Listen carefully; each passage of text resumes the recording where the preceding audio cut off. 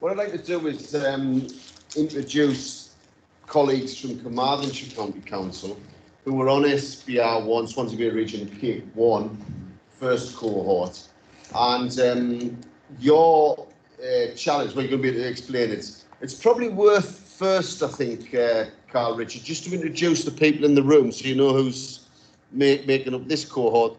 And everyone's going to like look sideways like that so you can actually see them. And maybe go around quickly, just say name and organisation, I suppose, yeah? Gareth Wyn Evans, I work for University of Wales Trinity Field. Elaine Rees, I work for CEIC. Hugh Lloyd, Hywel Health Board. Darrell Thomas, Coleg Cigar. Cliff Bell, Swansea Bay Health Board. Jeff Bacon, Swansea Council. Steve Brady from Talbot Council. I've got a biscuit in my mouth. Sarah Thornton, Hywel. Bill Wembley, Spruce Innovation Wales. You get that? So, Good. Yeah. About 20 minutes, half an hour, and then we'll go to questions and answers. Cheers, guys. Well, good morning. There's a rich number of organisations there, which is fab. Yeah. Rich and I participated in CEIC, so we know what experience you're going through, I guess, from a multitude of angles, from the fantastic venue that you're in to the refreshments that you're enjoying currently, through to obviously Tony's terrible technological skills, but also the opportunities that the programme brings. So, you know, we, as Tony said, we entered into the programme probably about 2 years ago, really, and went through the paces. It's obviously an interesting journey. We were one of the first ones to come through the cohorts, and I think it's fair to say, Tony, we felt our way as we went through the journey and came out of it richer for it. So I think, you know, it was tough going through the journey of CEIC in those early stages, because at the end of the day, it is about innovation, change, etc. And I think we certainly didn't necessarily know what we were getting into. And sometimes you expect to come to something and it's all fully formed. Yeah. And then you can go through a bit of a process and it's clear all the way through. CEIC for us, and possibly for you, doesn't work that way really, because at the end of the day, it's about different models of innovation and different things that you can come together collaboratively for, that you've got to agree on at some point in your journey. So it's an interesting one. I think for us, Rich, it's probably fair to say we solidified what we were there for about 2/3 of the way through the programme. But in essence, that's probably the way it needs to be, because if you come with a predetermined project, and then I think there's probably about 5 or 6 organisations there in the room. So if each one of you came to the table with a predetermined project or purpose, it gets quite tricky when those things don't align with each other. So it's a tricky one. But I think to be fair to the programme, we learned a lot of things along the way, and our output, if we want to call it that, was something we think is of high value, will make a big difference, and we're certainly on that journey now. But the journeys started after CEIC, or at the tail end of CEIC, as opposed to being delivered so much during it. So I don't know whether that's fair to say, Rich, whether you want to chip anything in on that point. Like you say, Colin, it's, you know, you do the thinking as part of the CEIC programme, you know, the thinking, the background to it all. And then, like you said, the journey then starts for us then after it, really, when we've got that bit of clarity.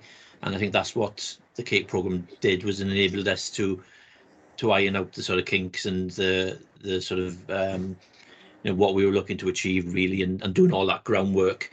But the journey, like you said, is a continual run, really, and it will one that will you know, go on for a number of months, years to come. So it's, you know, it's taking that learning from the programme, really, and adapting it to, you know, to our specific project, our outcomes, or, you know, and, you know, there'll be other sort of projects and day-to-day working lives as well, and things we do in our day-to-day jobs that the CEIC principles will apply to, and it's just changed your way of thinking, really, in terms of how you approach a project, whether it's a small one or something, you know, even for capital projects, that sort of thing. So yeah, the learning there has definitely been useful, not just for our specific outcome from the cake, but also for just day-to-day working practices, really.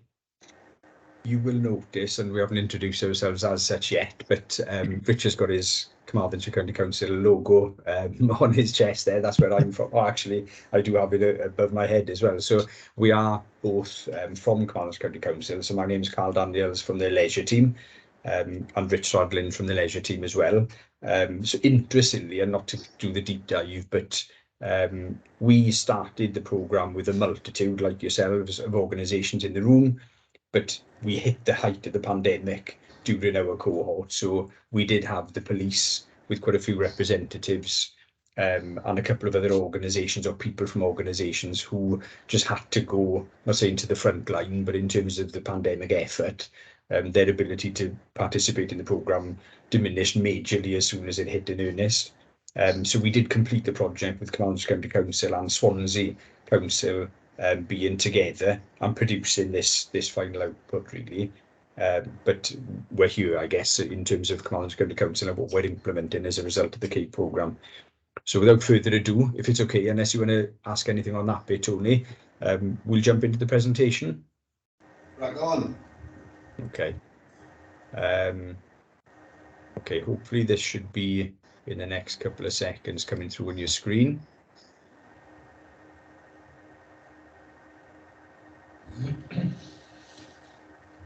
Are you seeing that? Yeah. Fab.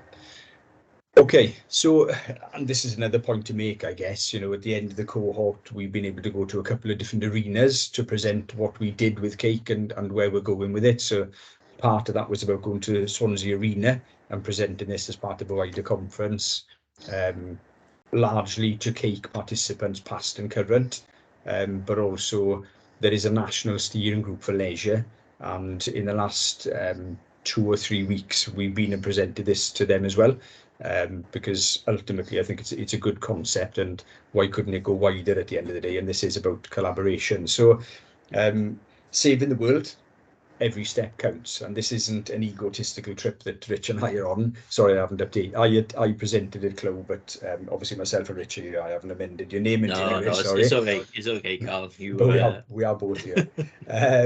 So and this isn't about us saving the world. What we're saying is everything that we do does count. So sometimes things can seem like small steps, but if we do all of those small steps and they add up, and everybody's got to do something, and in essence, what can we do as a result of that? So here, and not to go into this detail, let alone bore you with the detail, you are here for this purpose as well. So, suffice to say, we know the world that we're living in. We know, I mean, you can look at the right-hand side of that picture and say that's either the world of the past or the potential world of the future. But whichever way, what we don't want to do is go to the left-hand side. And I guess that's the threat, isn't it, in future years, that we'll be far further down that route of no return, potentially, where we're in this climate that we don't want to be in or can't survive in.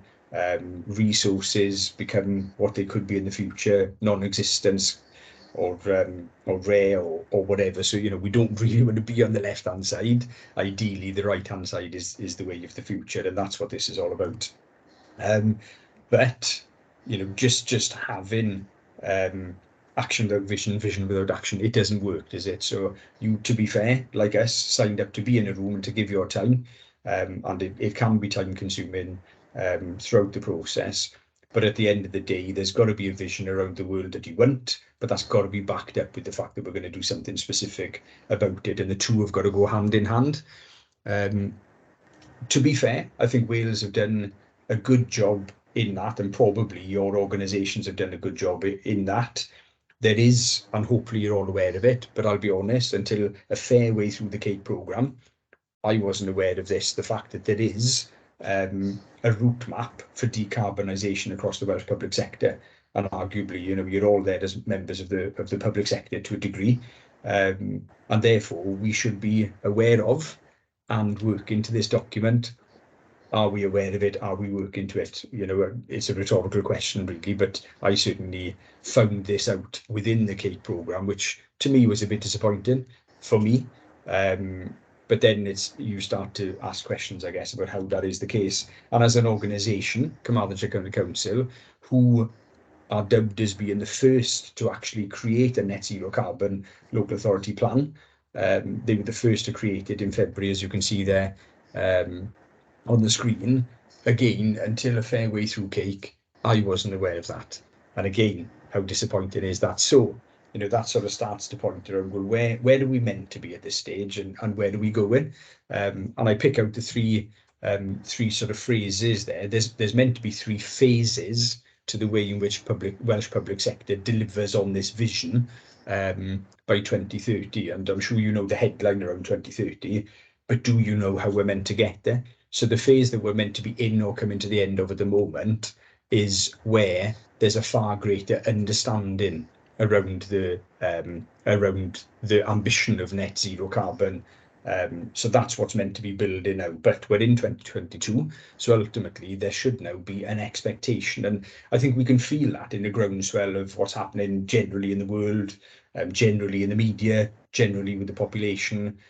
It's not so much around, you know, you think about last year, you know, where people are sitting on the motorways, stopping lorries and stopping vehicles from getting from A to B, etc. And, you know, we're moving, I guess, from that stage of there's a couple of people somewhere shouting about something and people don't quite know what it is. I think there's far more choices being made now, far more awareness around what products do you pick, what do you do in your daily lives, what companies do you sign up with, what companies do you support, because we're starting to get into that phase which they've called well on our way, which is around those expectations. You expect the companies to have sustainable values, etc. But that's the phase that we're meant to be in now, and that's interesting to know and reflect on.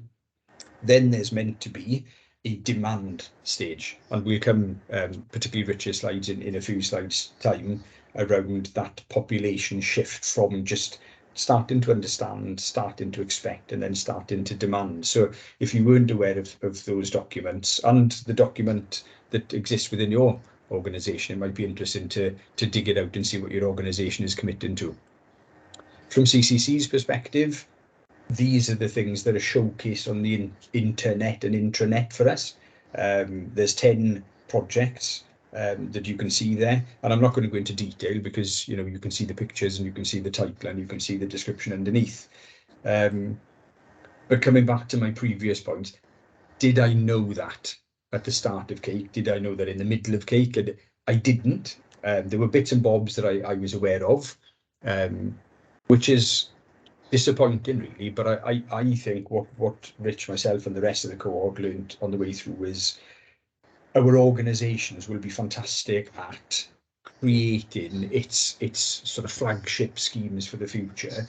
And as an organisation, sometimes the feeling might be right, job done. You know, that's what we're going to do, and we're going to do it, and it's going to make a difference, and that's fantastic.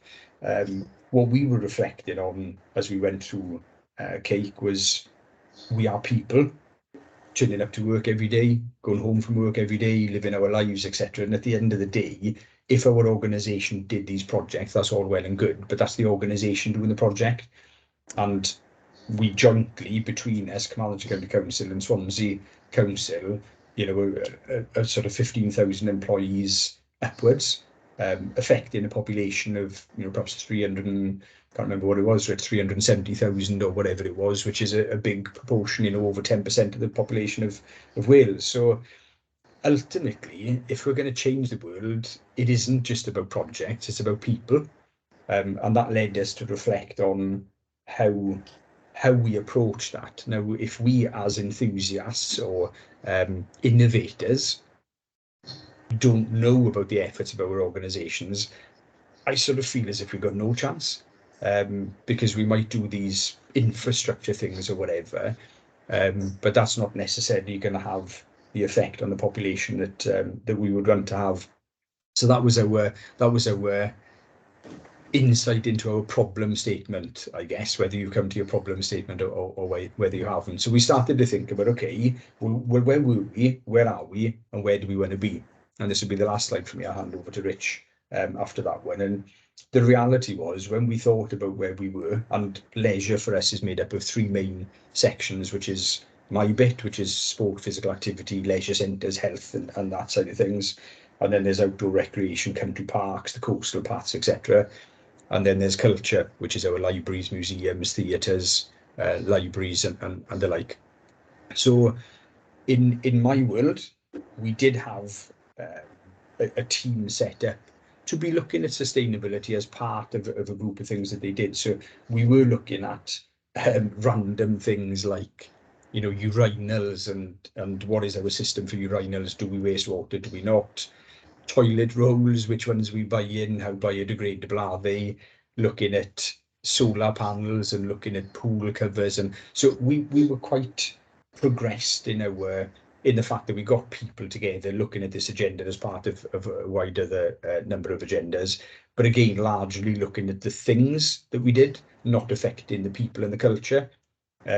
Present was, well, that was up and running, but the reality was there was nothing mirroring that in outdoor recreation, and there was nothing mirroring that at culture, in culture section, and at a leisure level it wasn't necessarily led and therefore consistent, and we wanted to address that. So looking forward to the future, that's what we wanted consistent efforts across leisure at least, which would change the people and involve the people, and to try to get the people to think about the way that they live everyday lives, to affect them as a staff member in work, affect them as a person out of work, but also use them as being able to connect with the wider population in Carmarthenshire and Swansea. So that's where we started mapping out our problem statement to address that brighter future.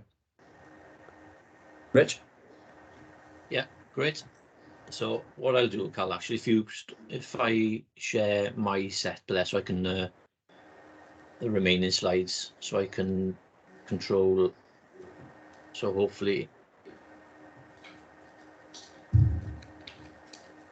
my set, which is following on from Carl's, but they should be coming through.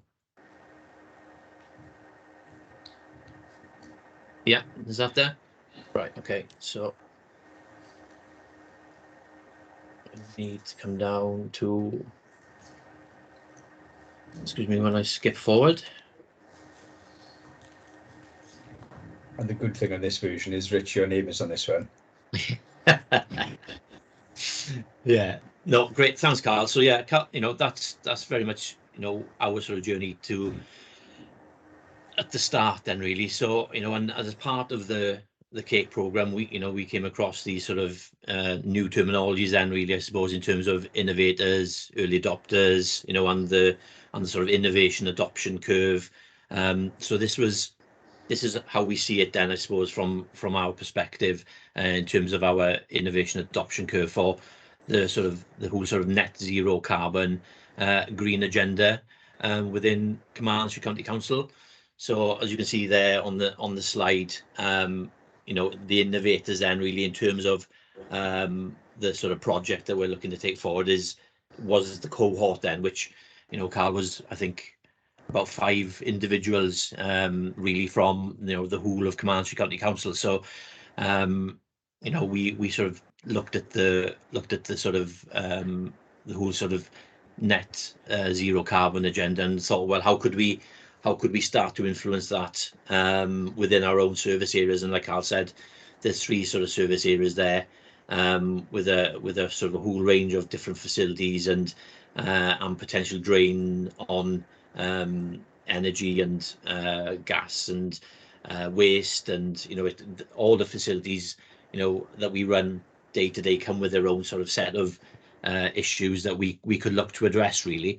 So yeah, so we were looking then to think, well, how could we start that off, really, and how could we make as much of an impact as possible across our service areas.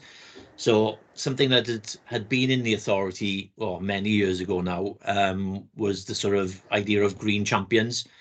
Very much like, you know, there's health and wellbeing champions and mental health wellbeing champions and Welsh champions. You know, there's a whole raft of sort of different champions that are within the organisation currently. So we thought, well, you know, to try and get a bit of a major sort of impact then across the service, you know, specifically looking at leisure to start with, why didn't we have like a green, green champions, which picked up on what was done previously? But that was the previous green champions were, a couple of random individuals within each facility who would, go and have a look in your bin to make sure that you didn't have, a banana peel in amongst your sort of general scrap paper type of thing, so there wasn't much of a structure to it. They were very much people who had an interest in the subject area, but there was no sort of structure behind it really. So what we've started to do is to look at the whole sort of green champions and get them as the early adopters really. And on this curve that you'll see, the green champions will be there as early adopters, and then we've got a whole sort of wider workforce and population and facility users who we need to sort of have an influence on as well.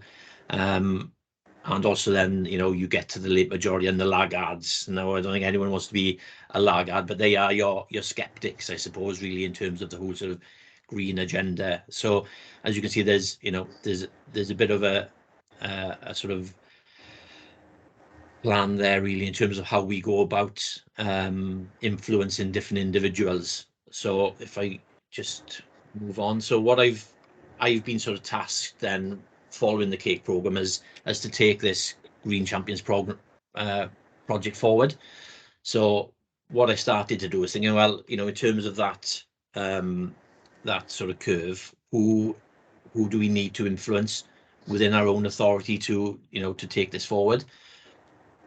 So this next screen is just something I pulled together in terms of the number of I suppose different groups, organisations, members, staff, within Carmarthenshire County Council, and as you can see, it's we've got towards the bottom there, we've got the sort of the Green Champions network, and as you move up, then you've got lead reps within each of the sort of service areas.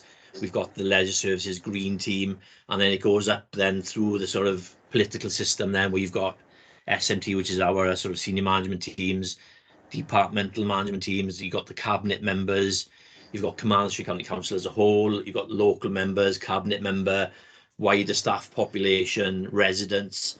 So when you start to look at where this sort of project could go, there's a whole sort of raft of individuals that we need to get on board really, and the sort of key for us was to start within leisure, because I think originally, Carl, we had as our sort of working title, wasn't it, was to have a leisure services carbon neutral by 2030, which was a great ambition, but having spoken and a Tony sort of question us, well, is that achievable? Is that achievable?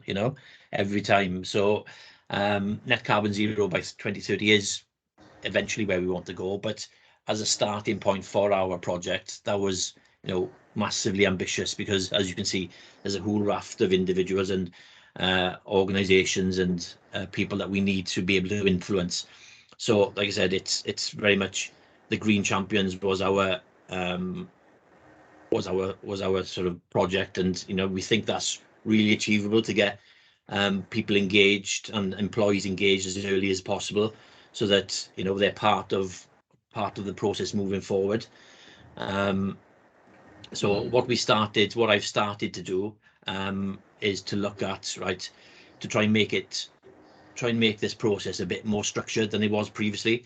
So when you become a Green Champion, there is that structure behind you, there's the support behind you, that it steers what we're looking to try and do really, I suppose. So as part of the Green Champions process, we've started to think about, what do we need to do to get this right and to make it happen. So first of all, for the Green Champions, it was imperative really that we get a clear brief in terms of what their role is and what the expectation is for them. So we've put together a bit of a term of reference really then for the Green Champion role, so that there's that sort of backdrop to the project that people can turn to, and it's not going to be a prescriptive document. It's very much a starting point, I suppose, because that will change over time, and it's important that with something like this, you don't take away people's innovation. They're allowed to develop their own ideas, their own thinking, their own projects. If you come to the table with a predefined set of rules and expectations, then you take away that innovation. But we needed to start somewhere, so there's a bit of a working brief then, should we say, that's underpinning it. There's also a role description for the Green Champions, which again gives it a bit of context really, and sets out expectations, I suppose, in terms of what they're looking to do, and the process behind it. So again, all these documents are starting points really, just to give the project a bit of that structure really. So this will change and adapt over time. So it's very much a work in progress, and we want that innovation really. We don't want to be stripping that away from people. Key to this, I suppose, was management inclusion, so that staff are given the time and the opportunity to partake in this role, but also for managers to understand as well their role. And it's not only managers of our facilities, but managements in terms of the corporate structure as well. So what was interesting was that when we started to think about, like, who do we need to influence, or who do we need to get around the table and start to roll out the project. We had a sort of an initial meeting with our cabinet member for Regen Leisure, Culture and Tourism, but also at that meeting, and we had the cabinet member for climate change as well. So there's a specific climate change member within the local authority. So we pulled them around the table really, and we went through the whole process really, where the green agenda then is now part of our corporate and our divisional and our sort of working life then really. And it was important that we pulled them into it early, and our leisure strategy now has climate change and the green agenda at its core. So we had that conversation, and it's amazing how quickly people get on board with it, because an outcome of that, I think it was probably a half an hour meeting where we went through our aims and ambitions and outlined the sort of leisure strategy, and of which this was part. The sort of cabinet member was jumping on it straight away. He's like, oh, brilliant, this is great, and it started then that ball rolling for them to think, well, why is this only leisure that are doing it? Where is this something that could be rolled out corporately? So immediately, you've got that buy-in at some of the highest levels within the authority. It's in their mindset, and the cabinet member was like, oh, can I do a call to arms video for you? Where I outline the authority sort of perspective, and also then encourage members of leisure services to become green champions. So just by having that sort of inclusion in the leisure strategy and having those one-to-ones with key individuals, your sort of project that you think will take a time to get off the ground really sort of gathers momentum then. So that was really pleasing from that perspective. Also then we've got a bit of an application process for green champions to go through. This is very much, we want people who are keen and enthusiastic. So in the past, I think some of the green champions have said, well, you're a green champion, or you will be a green champion, whether they wanted to or not. So for us, it's key that we engage with people who want to be those early adopters and those innovators. And so we've developed a bit of an online application process that they can sign up to. There's also training and support, so we're looking for a bit of a training package really, where people who put their hand up to be green champions can undertake a bit of training and understand their role a bit more really, and to get a wider view of what it's to be a green champion, and what the authority are looking to do as well from that perspective. So we're trying to get that support package in place really, so that people just don't come into it and then think, well, I am a green champion, but what's my role? What purpose do I solve? What purpose do I have in the leisure service, but also in the wider authority? So it's key that support is there. Obviously then looking to build up that network of green champions across all of the service. Like Carl said, there's 3 sort of service areas there, so we're looking to get as many green champions across those service areas as possible, whether they be facility based or out in the sort of environment working. The opportunity is there for everyone really, at all levels, so it's really important that we build that network, and that they then act as our sort of our champions out in their sort of facilities and environments, where they come up with projects that they can run via their management teams, and and pull it together and into the wider sort of green champions network of leisure services. Obviously there's a lot of planning that needs to go into it, and this is where, like I said, there's those base documents have been pulled together, but by all means they're not the finished article, and we're looking to get that green team together now as soon as possible, where those documents will be reviewed, updated, amended, torn up, whatever needs to be done really to get everybody involved. So it's not our senior management team saying, like I said earlier, this is how it will be.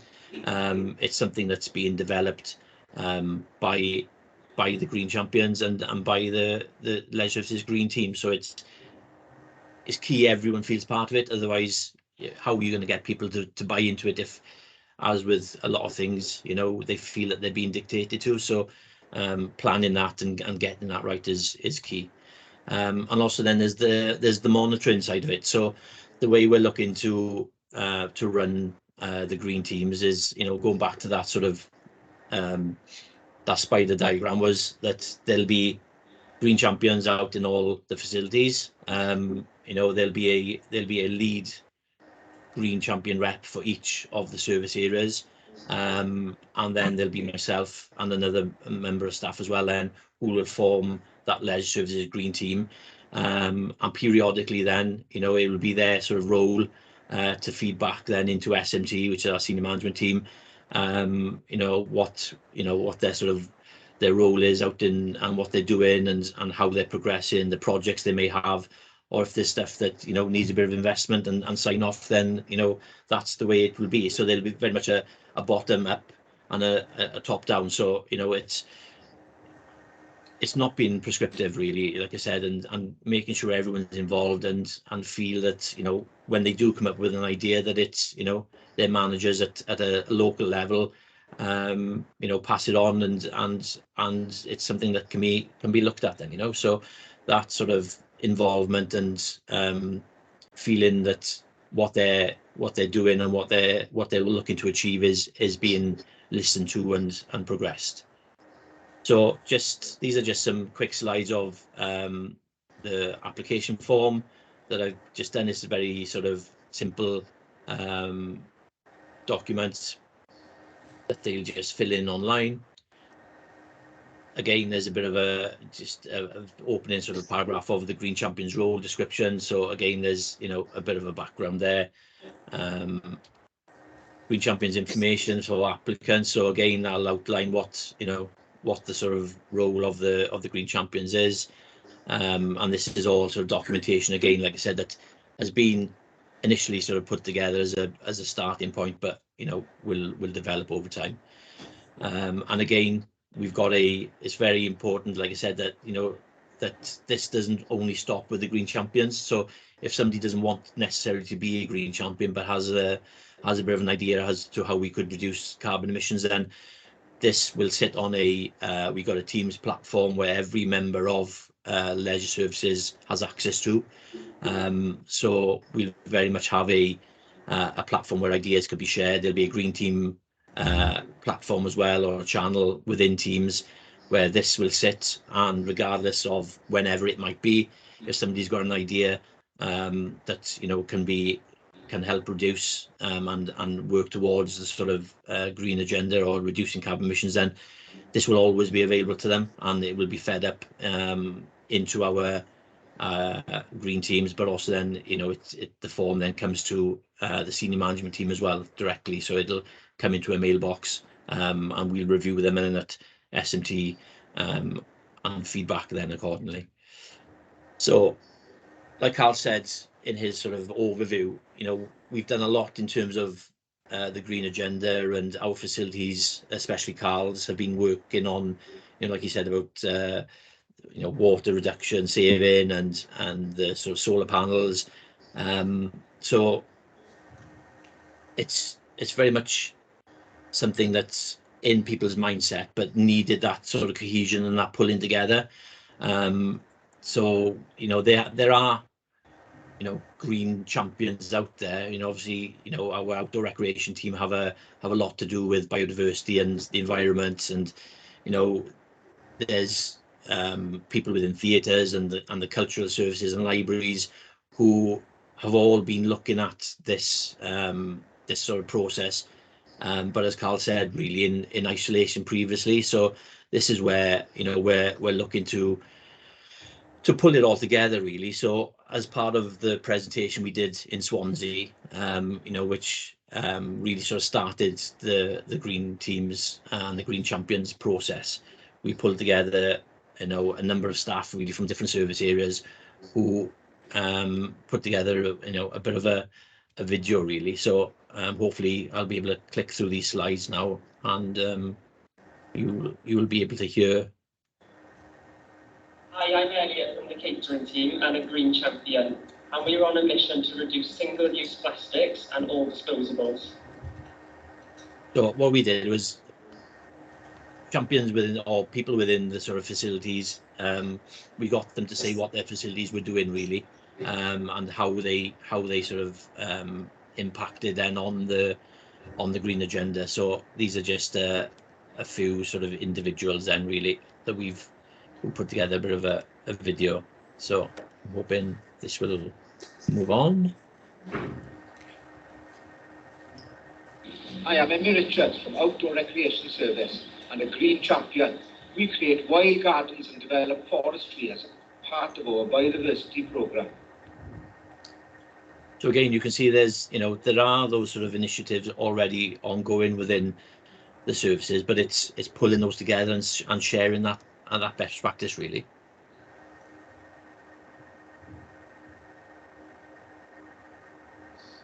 I'm Hannah from Active Leisure Centres and Green Champion, and we focus on recycling.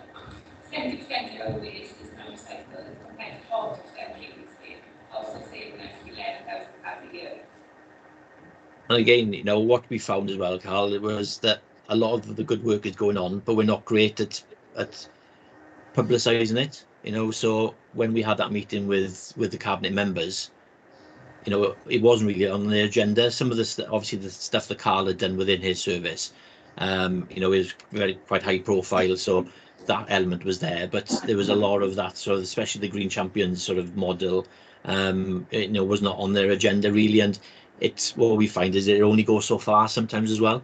Whereas when you ask the public what is Carmarthenshire Leisure Services doing, to address the sort of issues and look at the green agenda and the net zero carbon, then potentially you don't know. So that was another sort of aspect that we thought we needed to look at, really.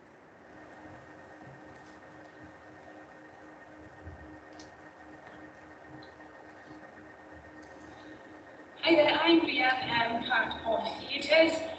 We are part of Cultural Services within the Furnace. We've got solar panels on the roof, and we have a rainwater harvesting system which uses use recycled rainwater to use within our toilets. Yeah, and again, with the theatres there, you know, I wasn't aware of that. I knew, I knew a lot of what, you know, the leisure services, the leisure and sport team were doing, but I wasn't sure. I didn't even know there were solar panels on the roof. You know, so like Carl said, that awareness, even at the divisional level, wasn't there. Which, you know, like Carl, said, was, was disappointing really, that we weren't aware of it, and we don't sort of we don't promote it enough, and they were, that sort of awareness needs to be shared then, I suppose, amongst the green teams, and hopefully that's what the green teams and the green champions will do.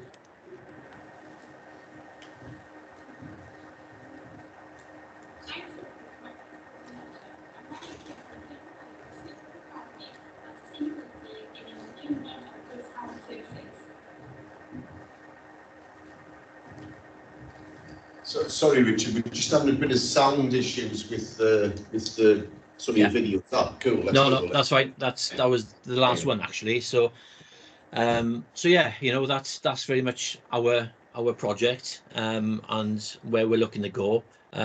Just in terms of some other sort of information that might be of interest as well.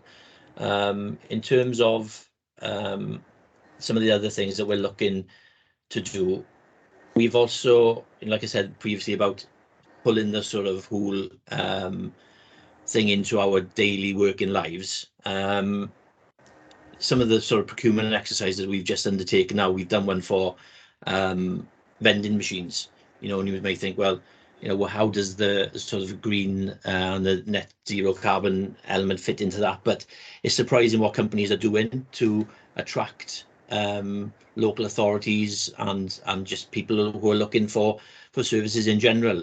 It's surprisingly, they were saying that we put the sort of carbon zero into our procurement exercise, and the companies were coming back and saying, well, yeah, 90% of our vending machines are reusable or recyclable. They're looking at, in terms of their support vehicles, being electric vehicles, and as Carl said, they're starting to use it as their unique USPs, the unique selling points, which makes it attractive for us as purchasers. Then that, well, yeah, they are looking at the green agenda themselves, and also with the green champions and the sort of green teams as well. Hopefully we're making it look more appealing as well for individuals looking to join the service. So in terms of employee engagement and retention, I think it all has its part to play.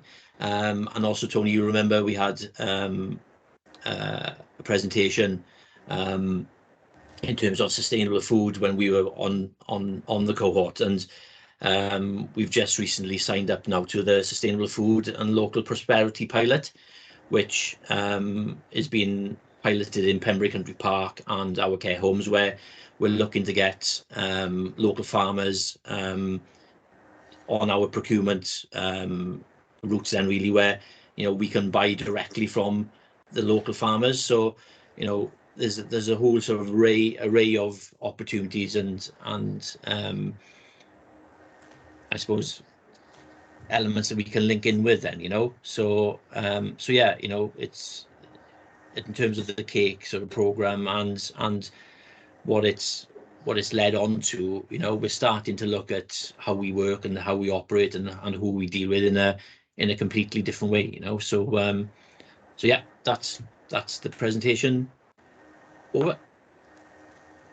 Thanks, Carl. That's amazing. I mean, if you can just stay on a call a little, and we'll try and field a couple of questions. It's quite interesting to know that Neris, our colleague from Swansea Estates, her colleagues are here in the room in this cohort now. And although this looks like a Carmarthenshire-centric project, I know she had some great ideas and fed those into what came out at the end. Yeah. A question I thought there, maybe, I mean, well done with the councillors. That was a good move, dragging them into the ruck and making sure they were getting involved as well. And I saw ears prick up as you said that. But you were talking about terms of response, terms of reference and role descriptors and stuff. Who wrote those? Did the actual participants come up with those, or how did that develop? No, the starting point for it was there's health and wellbeing champions within the council, and because it's a corporate initiative, but interestingly, obviously, they didn't take the same approach. We're trying to start from the bottom up as opposed to it being a corporate thing. Starts with the top down. There was already an intranet page where we were able to grab examples, because I think the fear factor, especially from experience of previous efforts to pull champions together, was that it muddies the water. Not to go into too much detail, but we've got Welsh language champions, for example, and that was led by the corporate policy team, which is fine. But actually what we found is that there was a lack of clarity around the champions when they were pulled together, and they started to be asked, I would say, to get involved in things that from a managerial angle, I don't think that it's a comfortable place for them to be asked to do those things. So, for example, I'd have an officer who works in a leisure centre because that's where the office is, but his job was to work out in the community. But one of the tasks of the champions was to look around the environment, identify the things that didn't comply with policy, i.e. bilingual signage and leaflets, etc., and to feed that back to the manager. Now, to me, I'm thinking, whoa, hang on now. We want to maintain relationships between colleagues. The last thing I want is the Welsh language police, somebody appointed like a PCSO walking around the shop floor and doing something. For me, there was the splitting of, and it took a lot of arguments and a lot of tension to get to a point where we made it clear that there are managerial actions on Welsh language, and then there are champion type things like Shemai Day and what do you do about St David's Day, and those cultural things where the staff can embrace the way, conversational things, etc. So, but it took such a long time and such a lot of friction. What we didn't want to do was to start this process with nothing documentation clarity wise, to try to avoid the water being muddy from the start. So as Rich said, I think what we wanted was some base documents that clarified green champions won't be saying, wow, you could have solar panels on the roof, because from a managerial and a corporate effort perspective, that's already taken care of. So we don't want to muddy the waters or waste people's time. So it was about starting off with some documentation to say, this is what you are there for. This is what you're not having to pick up. Managers, don't worry, this isn't about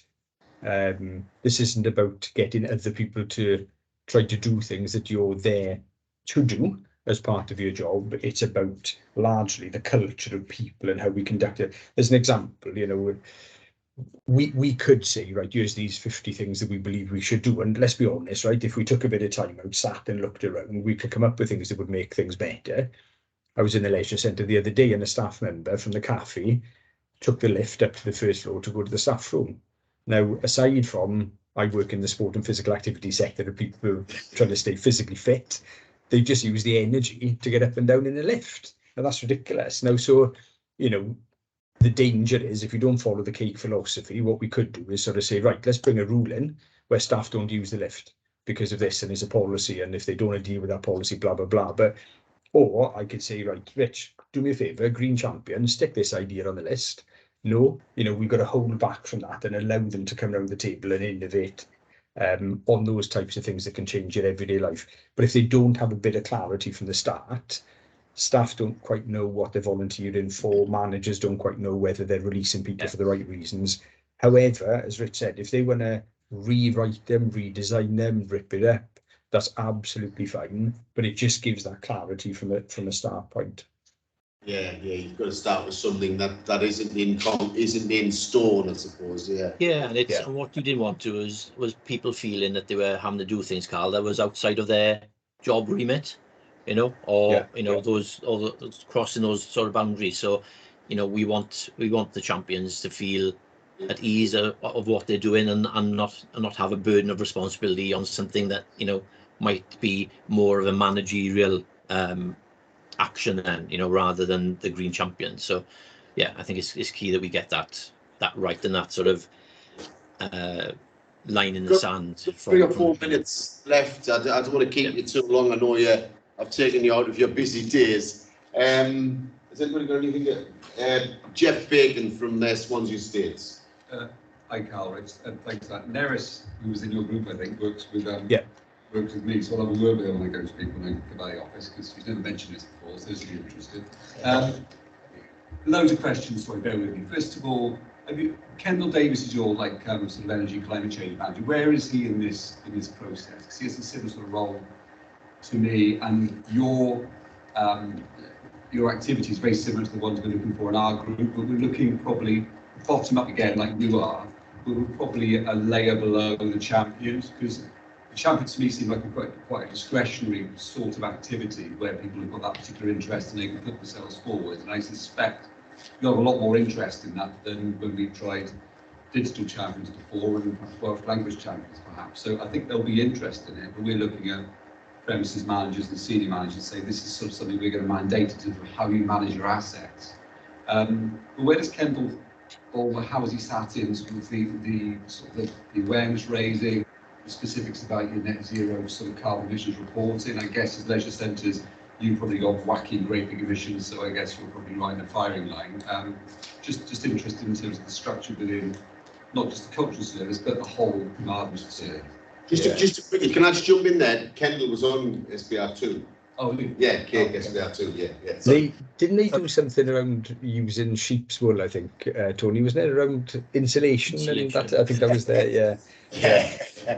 Kendall liaised with, so Kendall and Neil within the team, but the tricky bit is coming back to Rich's graph earlier, and it's funny, we went through, as you probably done, the stakeholder mapping, and when you look at the stakeholder mapping, it's tricky to know where to start, and that who do you engage when is a tricky one, because then to start at a corporate level sort of makes a lot of sense sometimes. And it's interesting, when we were speaking to the cabinet member for climate change, he was chomping at the bit to make this a corporate thing, and we're sort of saying, yeah, but if you look at the graph, we're taking a different approach to this.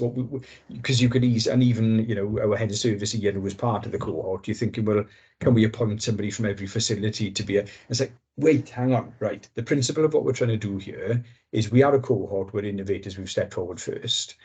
If we put a call to action out there, who wants to come to the table? And it's the same sort of feedback we've given to Kendall in, look, let's just do it this way first. So he's fully aware and supportive. But again, chomping at the bit a little bit, can we make this corporate? Right, let's start first of all by getting some early adopters. Let's grow it in the way the curve suggests and do it from the bottom up.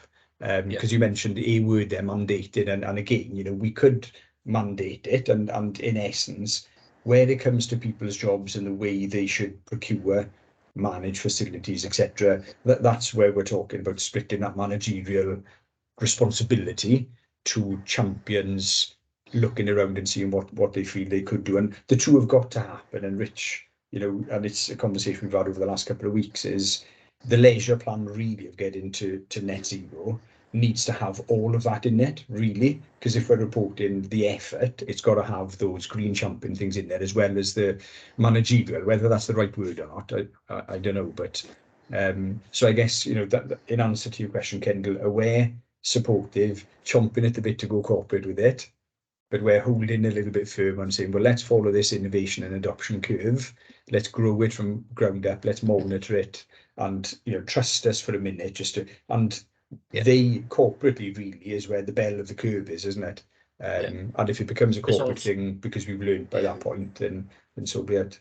It is like that proof of concept, isn't it, really? That because it's been tried before and didn't really go anywhere. Well, if we can get it on a micro sort of basis within leisure services, then there's no reason then why that can't be rolled out corporately, and I had that conversation with Kendall because I was looking at some training opportunities, and his sort of first words in his response to me was, oh, I'm really glad that you're moving this forward.